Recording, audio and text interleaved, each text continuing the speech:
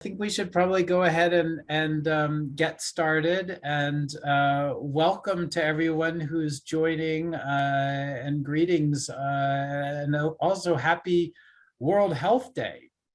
This is our seventh event as part of this year's Planetary Health Colloquium, and it actually signals sort of a turn away from the science around how global environmental change is threatening human health to explore how the field of planetary health is increasingly guiding action in both the policy and private sectors. That planetary health is gaining traction as a framework that's guiding decision-making is symbolized, I think, by the fact that the theme of this year's World Health Day is Our Planet, Our Health. We have several sponsors for today's colloquium, including 6 different departments and centers across Harvard University, the European Environment and Sustainable Development Advisory Council, and the World Federation of Public Health Associations as part of their Global Public Health Week program. Today's colloquium will try to connect the dots from the WHO's recognition that we can no longer safeguard human health without stabilizing our planet's natural systems, and the need for an economic transition that emphasizes well-being economies, to what is actually happening in the community of people thinking about well-being economy, and then to addressing the role of the private sector in addressing the sort of transformational change that we're going to need.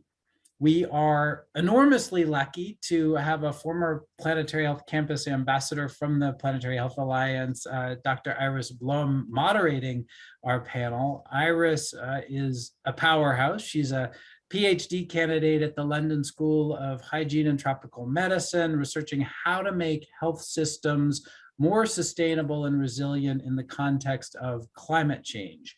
She's a medical doctor from the Netherlands with a master's degree in global affairs from Tsinghua University in Beijing, China, as a Schwarzman scholar. She's attended the COP25, COP26, and the first ever UN Youth Climate Summit to advocate for planetary health. She's the first next generation representative on the steering committee for the Planetary Health Alliance. Currently, she also represents 1.3 million medical students to the World Health Organization and works to ensure meaningful engagement of youth voices at the highest level of global health decision-making. So welcome, Iris, and the floor is yours. Thank you so much, Sam, and thank you for the kind introduction. Welcome everyone to the panel. And also from my side, happy World Health Day. Today's World Health Day is in the theme of Our Planet, Our Health. Also, the new IPCC report has just been launched, so I think it's incredibly timely that we're discussing what we are going to discuss today. And Sam did an excellent way of introducing the topic, and we will be talking about how the policy and also the private sectors can work together to achieve well-being communities and help us make rapid, deep structural shifts in how we live, to reduce our ecological footprint and preserve and regenerate the life support systems that we all depend on. So without wasting too much of your time, I would like to turn to our distinguished panelists. I will refer you to the bios on the event webpage for the details of their backgrounds, which are very, very long, and I could speak about those for a long time. I will just have some short introductions today to leave as much time as possible for our discussion. So let me introduce you to our panelists. First of all, we have Dr. Rüdiger Krach, who is the director of the Department of Health Promotion at the World Health Organization and has recently launched the Geneva Charter for Wellbeing. Then we have Michael Weatherhead, the development lead of the Wellbeing Economy Alliance, who now splits his time between Glasgow and the Lake District, both excellent locations for his well-being. And we have Paul Pullman, who is the former CEO of Unilever and works to accelerate action by business to tackle climate change and inequality. I would like to extend a warm welcome to our panelists. Thank you so much for joining us today, and I'm very much looking forward to learning from you and hearing from you and being in discussion with you today. Just a small reminder to keep answers concise so that we have time also to open up to the floor and hear the questions from all the attendees. For those that are attending, please send the questions that you have throughout the whole panel to Kevin. They will organize the questions and make sure that they get to me so that I can make sure that the questions get to the panel. Also, I would like to encourage the panel, if they have questions for each other, that you're very welcome to ask each other questions as well. You can raise your hand or indicate to me in the chat if you would like to ask a question to one of your fellow panelists. So without further ado, let me go to our first speaker of today. This December, as I mentioned before, the Geneva Charter for Wellbeing was launched. And actually in the first sentence, it reads that the Geneva Charter for Wellbeing expresses the urgency of creating sustainable wellbeing societies committed to achieving equitable health now and for future generations without breaching ecological limits. So very relevant to our discussion today. So to start us off, I would like to pass the floor to you, Rudiger, to tell us more about the Charter and start us off with your 5-minute presentation. Thank you very much, Iris, and a very happy World Health Day to all of you who listen in. The reason why we chose the theme, Our Planet, Our Health, for this year's World Health Day is because the world faces complex and interrelated crises, and they impact countries in different ways. We're in the midst of a pandemic, but this is not the first one. We had H5N1, H1N1, Ebola before, and the world did not hear these wake-up calls to actually understand the fractures in society and the ecological, political, commercial, and digital and social determinants of health and health inequities within and between social groups and nations that cause such pandemics. Climate change, biodiversity loss, pollution, rapid urbanization, geopolitical conflict and militarization, demographic change, population displacement, poverty, and widespread inequity create risks of future crises even more severe than those experienced today.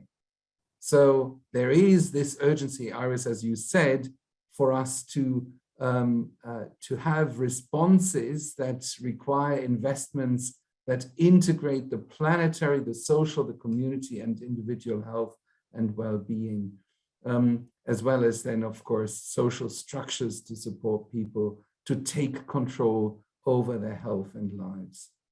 So this means that we cannot go back to business or hop from one crisis to the next. It seems like COVID has ended when the Ukraine war started, and that is a fundamental risk as well. If we're not rebooting our societies now for the future, we will see more crises to come, which might be more severe than the ones we experience today, even though they are severe enough, I believe. So therefore, the Geneva Charter looks at 5 concrete action areas, so 5 responses that we need. The first one is to value, respect, and nurture the planet Earth and its ecosystems. And I guess my colleagues here on the panel will talk to that in more detail. But just to say, obviously, that a healthy planet is essential for the health and well-being of all of us. We need clean air to breathe. We need clean water. We need clean soil.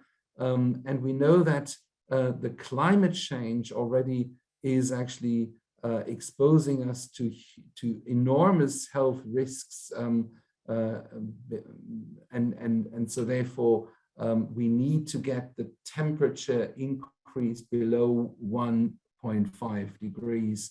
And so therefore, there's concrete actions that we need to do, and we're going to talk about this perhaps in the discussion a bit more. The second area is to design an equitable economy that serves human development within planetary and local ecological boundaries. And that means that societies need to ensure, first of all, decent and secure work fair trade, inclusive social protection systems, production and consumption systems based on the principles of a circular economy, and no structural discrimination. And it also requires to stop subsidizing fossil fuels, for instance, and disinvesting from unhealthy products, services, and commodities, and invest them in healthier, more sustainable ones, and then also subsidize those services and products where it is needed. The third action area is to develop healthy public policies for the common good. And that means the governance role of governments is to be the stewards of all society's assets for a healthy, sustainable, and equitable planet on behalf of current and also future generations. So this priority, or this focus on very short-term governments for the election period, of course, needs to be undermined by longer-term values and action towards these common public goods. We need a new social contract to provide well-being societies and use well-being as a compass for public policy, including budgetary and regulatory decisions to then achieve better outcomes for individuals, communities, and the societies. A fourth area is to achieve universal health coverage. So by not following a well-being society goal, by not addressing the major risk factors, for instance, on non-communicable diseases, the health sector has to pay for all those costs occurring because people get sick, because of air pollution, as I said, because of climate change consequences, and of course, because, for instance, we're polluting the oceans with the cigarette butts that end up in our fish, in our nutrition, and the plastic that actually ends up in our bodies, not only in our stomachs, but also in our blood chains and in our nerve system. So therefore, we need to achieve universal health coverage that is so central to social protection. And fifth and last, we need to address the impacts of digital transformation. Digital transformation is a wonderful thing for many, but unfortunately not for all. So we need, first of all, to ensure that there's an equity issue here. And secondly, we need to better understand what is healthy and what is not. Digital transformation goes ever faster. We understand that in the 1990s, a total revolution in the IT technology took about 20 years. It takes about 5 years today, and it will take about 3 years in 10 years' time. So what in this, if I take, for instance, the things to come like metaverse, what is healthy in this and what is not?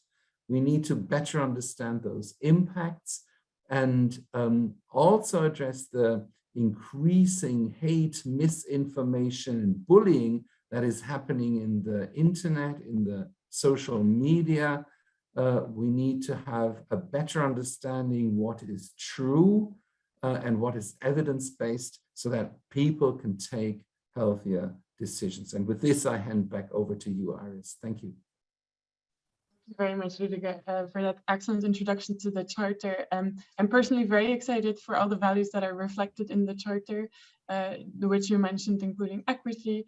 I think a lot of them are also very central to the group that I work with a lot, which are young people, but they're relevant for all of us. So thank you so much for introducing us to the charter. Also, the link is in the chat for those that want to read more. And a short reminder to the audience that if you have questions, you can send them to in a personal message to Kevin. So with that, let me turn to our second speaker of today. So I think, Michael, the urgency that Rudiger mentioned is very well understood by the Wellbeing Economy Alliance, as you have outlined a mandate for yourself for 10 years after you are not necessary anymore, is what is stated on the website. So to dive a bit further into the concept of well-being economies and also the Alliance, I would now like to pass the floor to you. Thank you, Iris. And yes, that's quite an ambitious attempt to basically do oneself out of a job within 10 years. I think we may take slightly longer than that, but the aspiration is, of course, that if we get to the economic system that we're looking for, then we won't need to be pushing for it anymore. I'm just going to share a couple of slides, if that's okay. So if you can just let me know if you can see those. Hold on, I'll just go to presenter mode. Okay, can you see that okay? Yes, we can. Wonderful. Okay, super stuff. Well, thank you so much, firstly, for the invitation today. I think the connections between the Wellbeing Economy Alliance and the Planetary Health Alliance are very clear for anyone who starts to read on about either sort of alliance and the set of organizations that are members of both alliances. I'd also like to thank Rudiger for his presentation, because it sort of seamlessly takes me into talking about the Wellbeing Economy Alliance. We all, Wellbeing Economy Alliance for short, very much endorses the Geneva Charter's assertions of the need for a well-being society. I think where we all comes in is supporting the emergence of an economy that supports just such a society. So how do we do that? Well, in the briefest terms, but possibly with the most complicated diagram you'll see today, we basically act as the arrows between the layers of the players. And here we have, in effect, three different layers: the macro level, the landscape, the meso level, the policy level, and then the micro level initiatives. So one of the key things we look to do is we curate, okay, to bring together many of the existing new ideas, solutions, alternative ways of doing economic activity, and make them more accessible for policy regimes, be they at different levels of government, make them more accessible and support those new power bases, if you like, such as, for example, the Wellbeing Economy Governments Partnership, which is one of the new power bases that we've catalyzed and initiated in the past few years. But it's not just the curation of ideas and existing solutions and different ways of doing economics. It's also creating new narratives. So creating different stories about how we see our relationship to the economy and the economy's relationship to society and to nature. Because only with a change in the story about how we view the economy will we expand the Overton window and give the sort of space for policy regimes to do what they need to do, which is in effect change the architecture, change the rules of the game, which will allow some of these fantastic initiatives to scale up at speed and make them sort of really sort of ubiquitous, if you like. So this is one of my favorite indoor spaces anywhere in the world. It's the Great Court of the British Museum, for anyone who doesn't know. It surrounds the world famous reading room of the British Museum, where the likes of Gandhi and Marx, Hayek, all worked, but it used to be anything but great. That roof didn't used to exist 20 years ago, 30 years ago, whenever it was first done. It used to be an unloved, unused court sort of space that you would hurry between the main museum and the reading room to get to without a look to the left or to the right. But with a change in the architecture, a new space was allowed to flourish. And economic architecture is critical to supporting businesses to play their role in achieving planetary health. And what is economic architecture? It's the legislation, it's the regulations, it's the incentives which set the rules of the game. I mean, let's take example of one economic sector, the food sector. So here you've got a sector with outcomes that range from 11% of the global population, roughly, suffering malnutrition, to 29%, roughly, being obese. So from a human health perspective, this is an economic sector that fails fully 40% of the global population. And that's before you even get into the rate of loss in biodiversity, reduction in soil fertility, and excess carbon emitted from agriculture. Yet in the language of economics, these are purely externalities outside of the core considerations for what we need or what are considered important for measuring economic success. Thus, we need this new architecture. What might examples be? Well, Rudiger's touched on them, but examples to help start moving us more in that direction is, for example, treating the externalization of environmental and social costs as unfair competition. We need to change competition law policy. We need to include strong and social environmental provisions in trade agreements. We need to regulate advertising of non-ecological products or services, or just straight up ban them. Because with the change in the architecture, really that allows the release of businesses to better meet the ecological and social needs of today and tomorrow. And if we go back to the title of this session, how the private sector can help stimulate a great transition towards planetary health, our suggestion would be that they could do just that if they adopted models that meet these 5 needs. These 5 needs being the needs that we identify as being necessary to enact a well-being economy. Just very quickly, what do they look like from the perspective of business? Well, a corporate culture that aligns the organization's purpose with collective value. So often you see an organization's purpose disconnected to those who actually work within the organization. Business model creates the means for employees, customers, and suppliers and others to live with dignity. This is very much related to fairness as well. The fair distribution, the pre-distribution of wealth, not the redistribution of wealth, but getting it right the first time.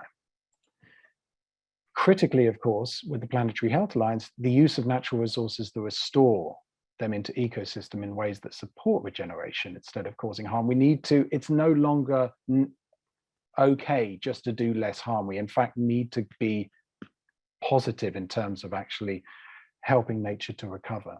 And then lastly, participation, balance and values-based relationships, a real reassessment of the power dynamic between different levels within organizations and those they engage with. So our suggestion would be following these or meeting these needs from a private sector perspective will genuinely allow them to do it. But why would they want to do it? Why does business need this change? And I'll finish on this note, and my suggestion is that without this fundamental change in the economic system, and in fact the transformation in the way that business does business, there is no way that they will achieve one thing that businesses crave more than anything, and that's stability.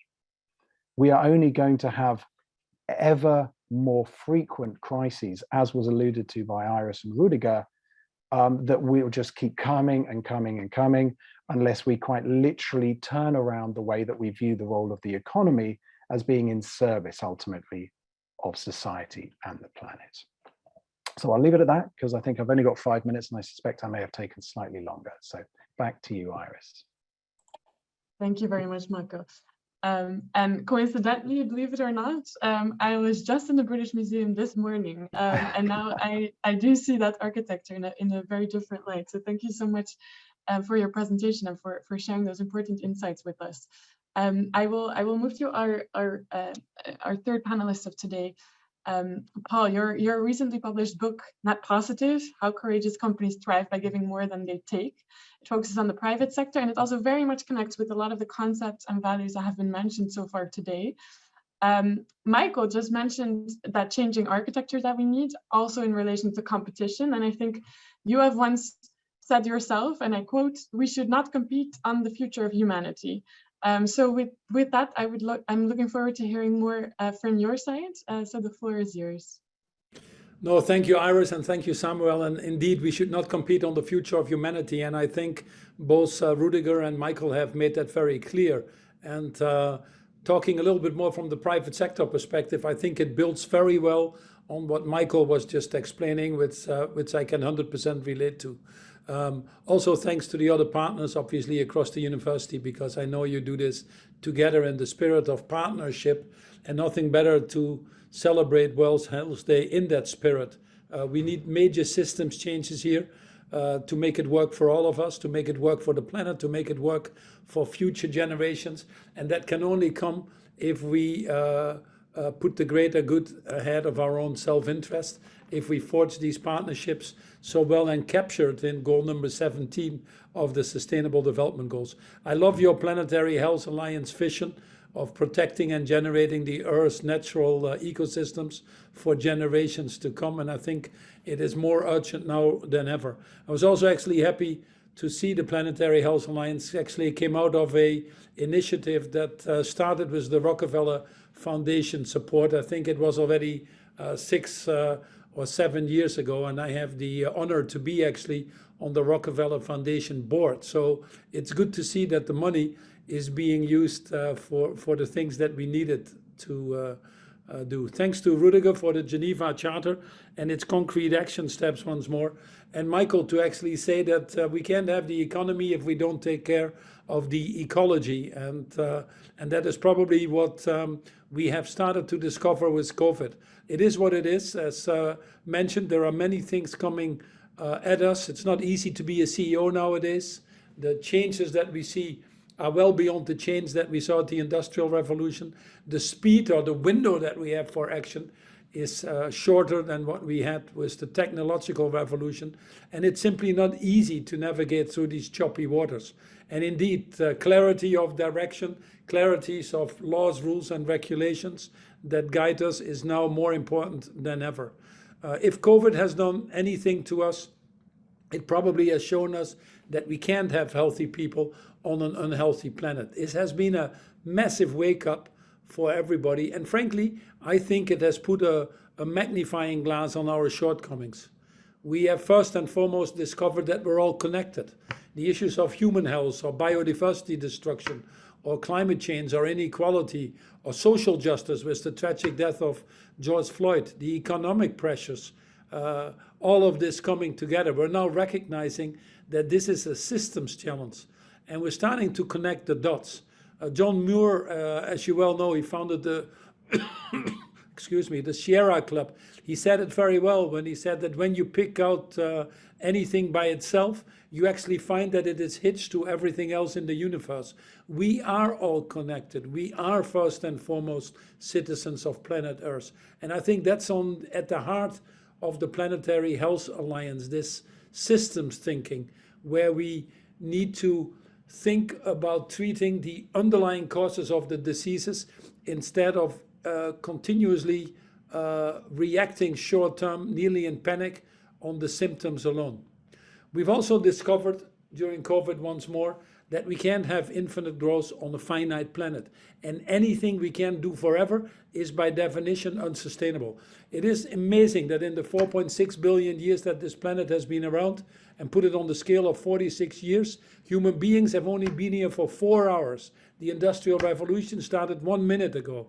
And in that time, we've cut down half the world's forests. In our generation, the last 5 decades, we've lost 68% of the world's species, vertebrates, mammals, reptiles. When is it our turn? It's as simple as that. Unfortunately, this comes at a time when we see the fragility of governments and actually of multilateral institutions. They've been designed at the time of Bretton Woods. The world looked very different. It simply doesn't work anymore. Look at the vaccine inequality. It's a scandal that we have 70% people vaccinated in the developed worlds and only 15% in the developing.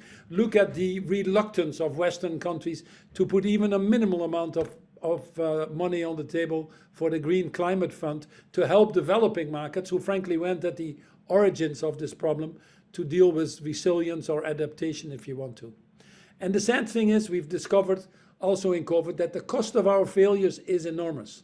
Not only in putting our own existence at risk, which is obviously an ultimate cost, but climate change and inequality are now measurable. And what we see is that the cost of not acting has now become higher than the cost of acting. We've spent $17 trillion just in Europe and the US to save lives and livelihoods. We've lost $25 trillion, according to the IMF, this decade. The cost of not acting has become higher than the cost of acting. Sad, but there might also be an enormous opportunity there for the private sector. And yes, we're running out of time. Everybody read this week's IPCC report. I don't think that we have to bring that in more detail to the attention of the audience for the interest of time. But I do want to share the quote from the Secretary General, which he put on Twitter, because he said that this latest report is a litany of broken climate promises. Some governments and business leaders are saying one thing but doing another. He goes on to say, frankly, they are lying. It is time to stop burning the planet. Well, he should get an honorary Dutch citizenship, Iris, for being so blunt and direct, but it is needed now. We are falling still on too many deaf ears, and it is time that we act. You look at the food system that Michael talked about. The negative externalities in our food system are now estimated to be well over $12 trillion in keeping people poor, in wasting food, in degrading land, and all the things in our healthcare system with 4 billion people either underfed or overfed together. The cost of not acting higher than the cost of acting. Turning this around could save us potentially or create a positive benefit of $4 trillion. Probably the biggest business opportunity we're sitting on. And yes, this is a human issue above everything else. This is not a crisis in the end of climate change or biodiversity destruction or inequality. This, in the end of the day, is a crisis of greed, of apathy, of selfishness. I'm here in my alma mater, which is the University of Cincinnati. I just came in from Europe for some days of celebration, but we're just creating the wrong leaders. In the MBA programs now, we were talking that over lunch right now, it's like creating Milton Friedmans on steroids. People come in here like human beings wanting to change the world, and they leave like little monsters, only interested in their self-interest. We're short of leaders and trees. We're also discovering that in order to make this transformation, it requires much more than any of us individually can do. In the absence of governments really stepping up, we need business to fill that void. Business is 65% of the global economy, is 80% of its global financing, 90% of the job creation. I helped develop the Sustainable Development Goals, but it was very clear to me from early on that 95% of these goals cannot be achieved without actively having business step up. And business needs to get ahead of the politicians. When the systems are stuck, we have to help de-risk the political process. Very much something you saw in Glasgow, where responsible business spoke up behind the race to zero, the race to resilience, the race to breakthrough, to give more courage to the political environment to move in these broader systems changes. Now, it would be fine if all companies would be doing this, but the reality is I'm still talking about too small a group of companies that have realized that things need to be changed. So the reality is, whilst we all might be moving in the right direction, we're simply not moving at the speed and scale that is needed. Most companies are still at best in the CSR space, as I call it, corporate social responsibility, playing not to lose. In fact, making commitments that are less bad, a little bit less carbon emission, a little bit less plastics in the ocean, a little bit less deforestation. But a tyrant who starves fewer people than a decade ago, but still has the resources to feed them all, is still a tyrant. I used to kill 5 people. I was a murderer. Now I'm killing only 5 people. I'm not a better murderer. I'm still a murderer. We need to move out of this mindset of CSR or being less bad, and we need to move to what I call restorative, reparative, regenerative thinking, which is what we called in our new book, Net Positive. It really asked a very simple question. Is the world better off because my company is in it, yes or no? And how do I profit from solving the world's problems, not creating the world's problems? The book starts with really a personal leadership. You cannot change your company or your systems if you don't change yourself first. That's where it always starts. Rumi said it very well, the poet from the 13th century, when he said that yesterday I was smart, I tried to change the world. Today I'm wise, I'm trying to change myself. And this is really where it starts. We call net positive companies, companies that take responsibility of their total impact in the world, intended or not. Not only scope 1 and 2 that's under their control. Most of the destruction of biodiversity or climate change actually happens in scope 3 and beyond. These are companies that operate under the long-term benefit of all of their stakeholders, not just myopically focused on the shareholders. And these are companies that work on the broader systems changes that society needs. They put sustainability and purpose, if you want to, at the core of their strategy. Those are net positive companies. They will operate differently than what is the norm today, but we're starting to see increasing signs that companies are moving in that direction. Think about consumer products companies increasing the human and planetary well-being with everything they sell.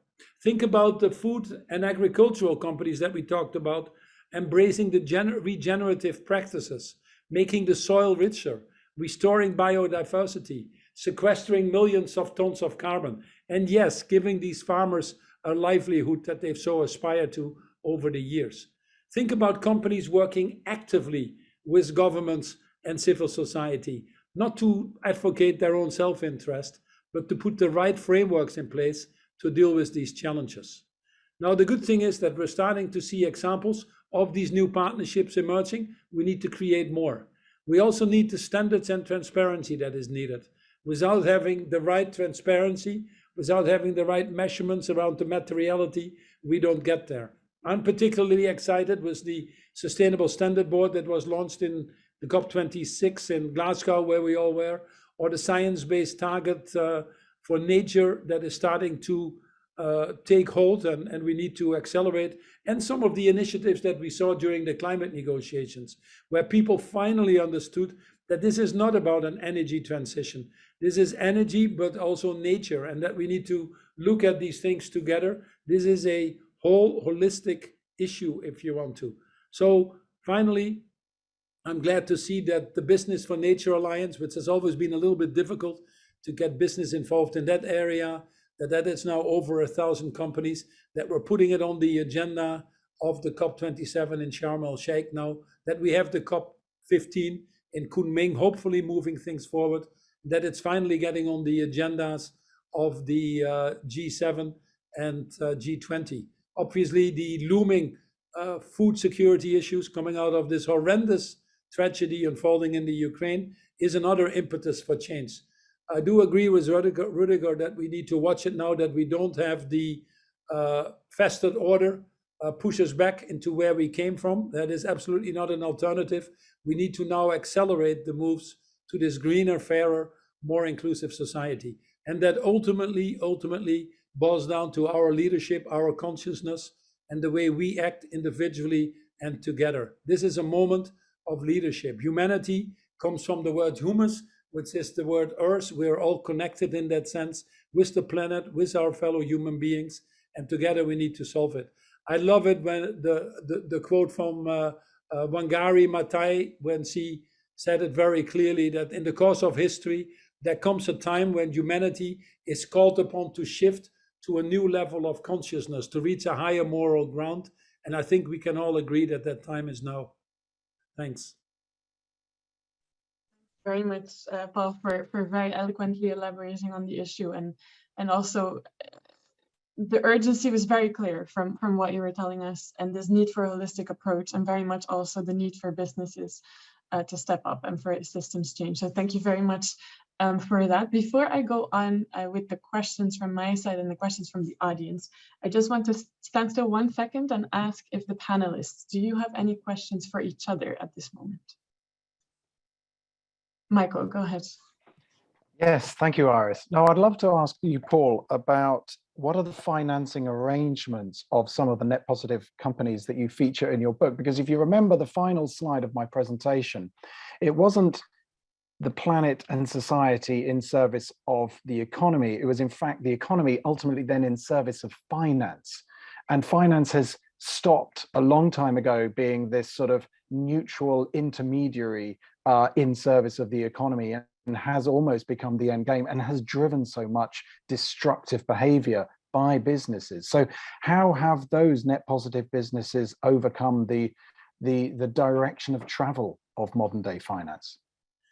Yeah, so I could not agree with you more, Michael, that we can never have a system where the economy is subservient to the financial market versus the financial market subservient to the economy. And all this started in the liberation under Clinton and Greenspan, basically in the last 40, 50 years, and got out of hand, celebrating the destructive theories of Milton Friedman's The Business of Business is Business and shareholder primacy. But that has come home now. I think many businesses now see that the cost of this destructive operating system for our global capitalism is significantly higher than what people had expected, that it puts their own future at risk.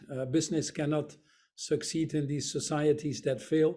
So we need to redirect the financial market to become again subservient. The companies that understand that actually create that freedom, have a few characteristics, I think. The first one is they do actually operate their business model by focusing on all of their stakeholders. They understand that if they try to optimize the return on all of their stakeholders, longer term, the shareholder will be better off as well. And I think we've come at that point where you might argue the interest of the shareholder and the other stakeholders are actually converging. The second thing is that we need to help the financial market direct their money to the areas that we need it most, the shortcomings of the Sustainable Development Goals, if you want to.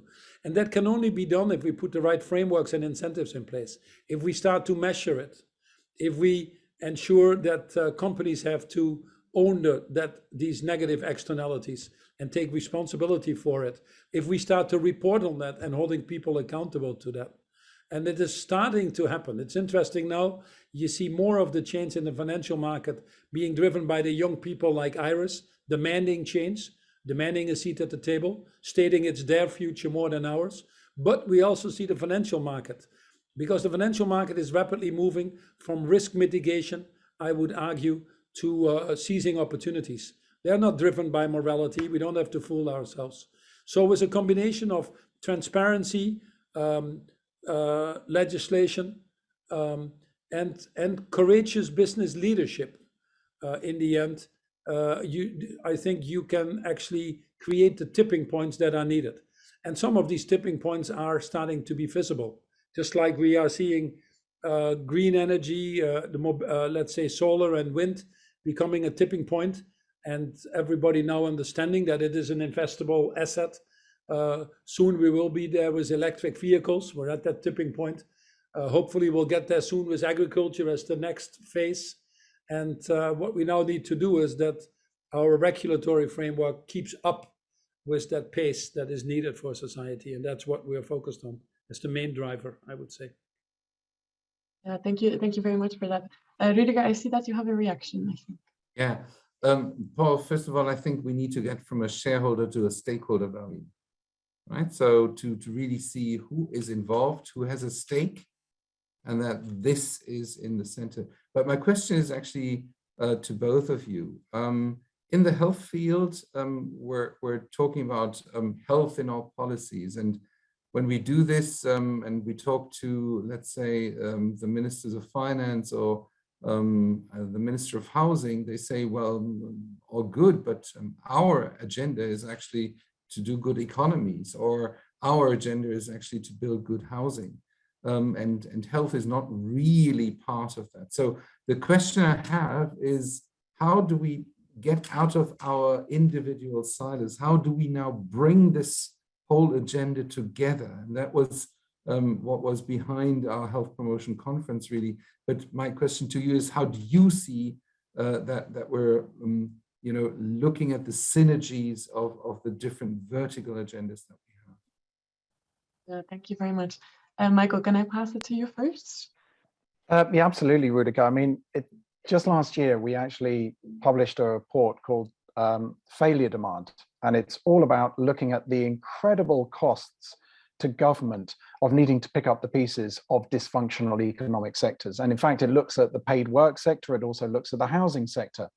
But in attempting, in a very simplistic way, to identify the multiple different ways that government has to pick up the costs of, for example, a dysfunctional housing system, which you know, at least in the two locations we were focusing in, Scotland and in Alberta, and the province of Canada, you know, have huge health costs, not just the costs more traditionally associated with needing to house homeless people. And so by making the connections for government, and also just highlighting the outrageous waste of government spending that cannot be diverted to genuine investment spending, but is simply needing to be spent to pick up the pieces that we keep continuously breaking, has actually piqued interest amongst policymakers, because no one in government, whatever political stripe, wants to be viewed as wasting taxpayers' money.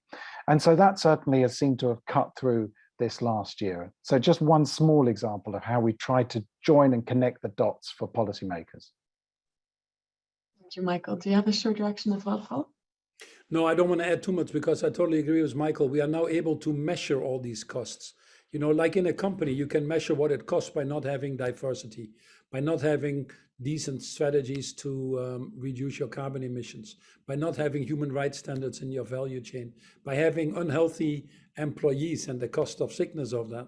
We worked with the WHO, as you well know, on a lamplighter program on health, and we could immediately translate that in engagement and retention and absence of sickness and all that stuff. So these things need to be looked at as systems changes and need to be looked at holistically, but we need to bring that to the politicians. The second thing that we can do is help them find the money. To be honest, we were just doing a study, $1.8 trillion of per subsidies in agriculture and climate change alone. And often they're not aware of that. They're just not aware of it. They're good people, but they're not aware of it.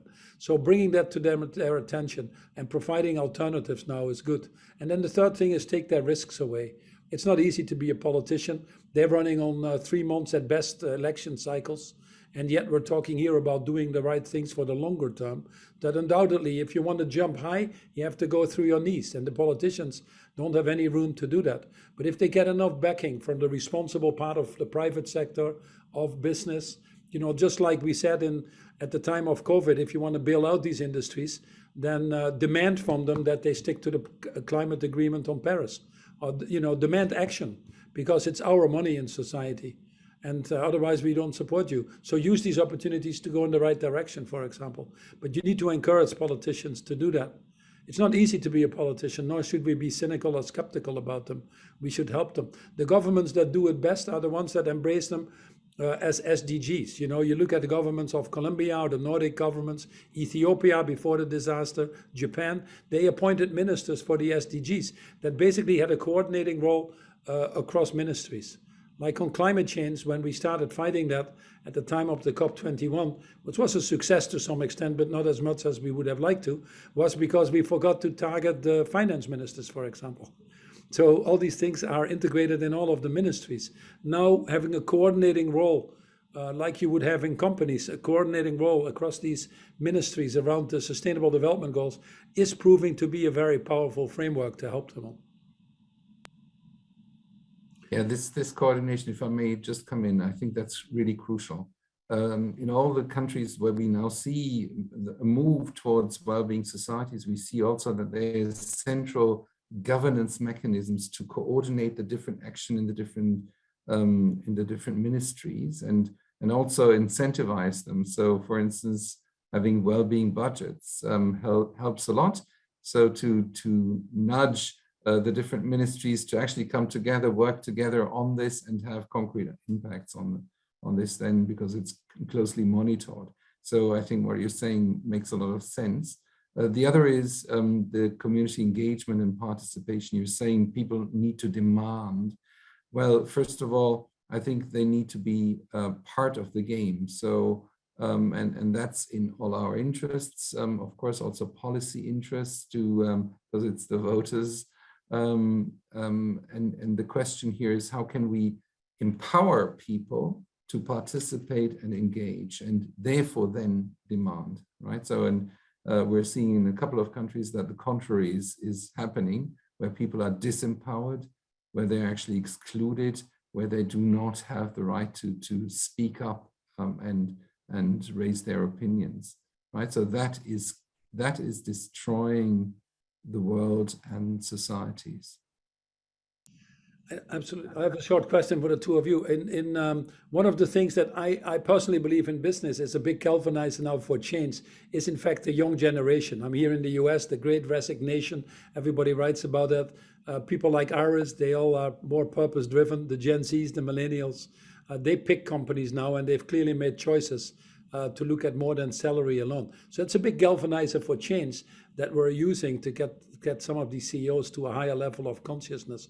But in your different areas, Michael and Rudiger, that you work, where do you see the biggest lever for change to accelerate the work that you are doing? Is it these young people, or are there other levers that we should be focused on?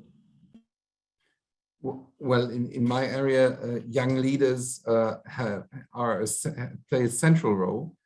Because also we need to design our future, and that means that we need to see, what are young people's perceptions on that. If I may take the digital transformation, in the next decade, we're going to have very different meetings like this one, where we actually seem to be really in the same room. And so, what does this trigger for people in their social lives? So what does this mean for social engagement, friendships?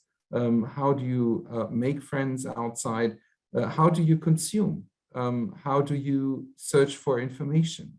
This has a huge impact on all of us, and we're working and engaging with youth groups around the world to actually design this well-being societies from that angle. So, Paul, I think probably a level of sort of collaboration unlike has been achieved amongst the progressive economic sort of actors previously is the critical lever for change, as I'd see it. There are many, and that's why we have, as I said, creation of new narratives, curation of knowledge, support of power bases, but really taking that collaboration beyond levels and genuinely including not just those who are already in the progressive economic sector, but the policymakers as well as the businesses, I think, is that sweet spot. So it's not owned by any one party. I know, for example, the first conference, for example, Wealth of Nations 2.0 that our Scottish hub put on, which the First Minister in Scotland opened just the other year. Some of the business and finance people there came away from it going, I've never been to and engaged with activists in these type of conversations. So it is that radical connection point, no longer talking in echo chambers, that I think for me is so critical. Yeah, very much would agree with that. And thank you so much for putting a spotlight on the necessity of engaging people with different backgrounds, different experiences, and all the specific groups that are really essential towards these solutions. Our hour is running out of time very, very quickly because of the interesting discussion that we're having. Thank you for those that sent in questions. Luckily, those, I think, as I understood, those also have been addressed by the panelists. So thank you so much for that. And with that, I will actually already go to our closure of today. So I will ask our panelists if there's one sentence, one main takeaway that you would like every one of us that is here to take with us as we leave this session, what would that be? And I will really only allow one sentence. So Paul, can I start with you for this one? No, the only thing is we have never been so forewarned about what is going to happen, but also so forearmed about the tools to do something about it. The IPCC report again pointed out that it's code red for climate and many other things, but it also pointed out it is cheaper to take actions than not to take actions. So my thing is we have the biggest opportunity in front of us. Any other alternative that we look at is worse. So we need to rise to that higher challenge where we need to understand that putting the interest of others ahead of our own is also in our own interest. This is a crisis of moral leadership, and we need more, for that reason, more leaders and trees. Thank you very much. Michael.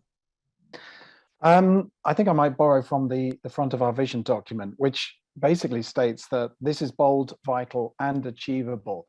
And the bold part means that we no longer can afford to ask for or request incremental changes. We need significant changes, the like of which we haven't seen in a generation. That's why it's bold. It's vital for all of the reasons that we all know, but it is achievable. It has to be achievable, and change has happened in the past. So, you know, all of this reference to tipping points, I think, take it away in a positive sense as well, because we hear so much about environmental negative tipping points, and they are coming, and some of them have already come. But there are also positive tipping points where things can suddenly accelerate in the right direction quite quickly. Thank you so much, Rudiger.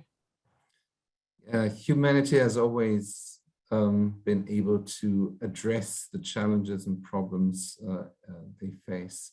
I'm also very hopeful and positive that if we're crowdsourcing all the brains, all the good ideas, if we're not bogged down by what people call real politics, but if we actually take this now, say we want to reboot our societies, we want to drastically change the way we're going, and we know how to do it and what to do. So then it really just takes all of us together, the good ideas, bring them together and start doing it. And I see so many absolutely great things happening already, so that I'm quite hopeful that we can also address those challenges that we're facing right now. Very much. And with that, I would like to thank our panelists for this incredibly stimulating conversation.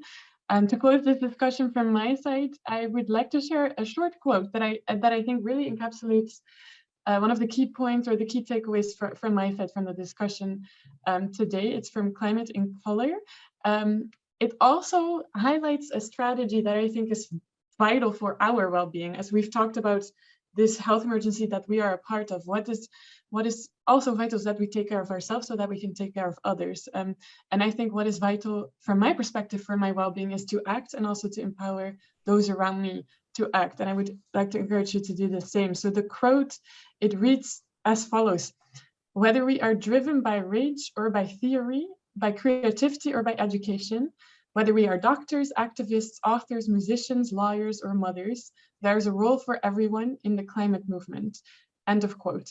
With that, I would like to thank all of our panelists, again, our sponsors, and also our attendees for giving me the privilege to have celebrated World Health Day with you, and also coincidentally my own birthday, through this excellent panel. So thank you so much, and back to you, Sam.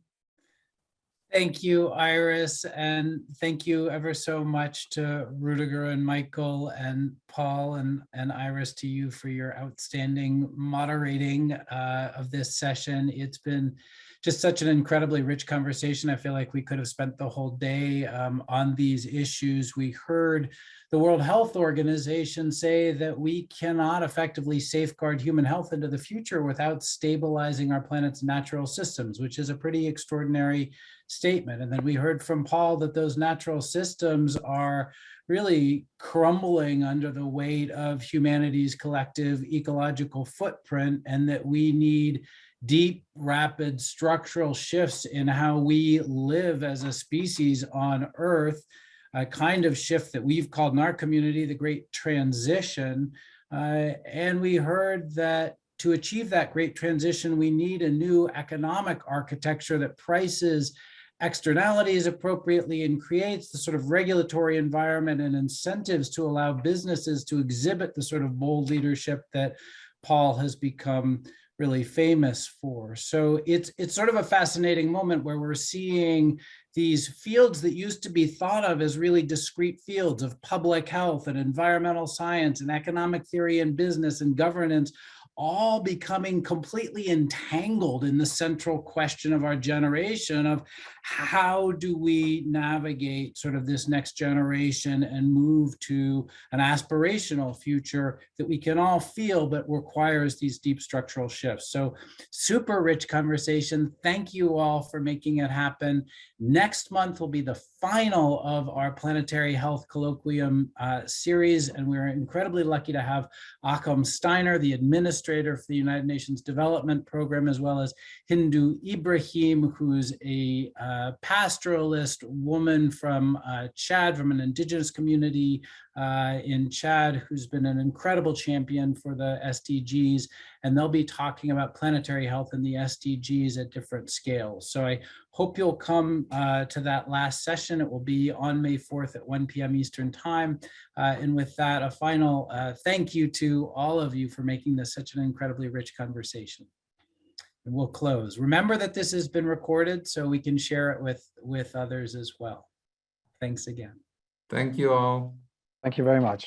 Thank you. Happy birthday. Thank you. Thank you. Happy birthday, Iris.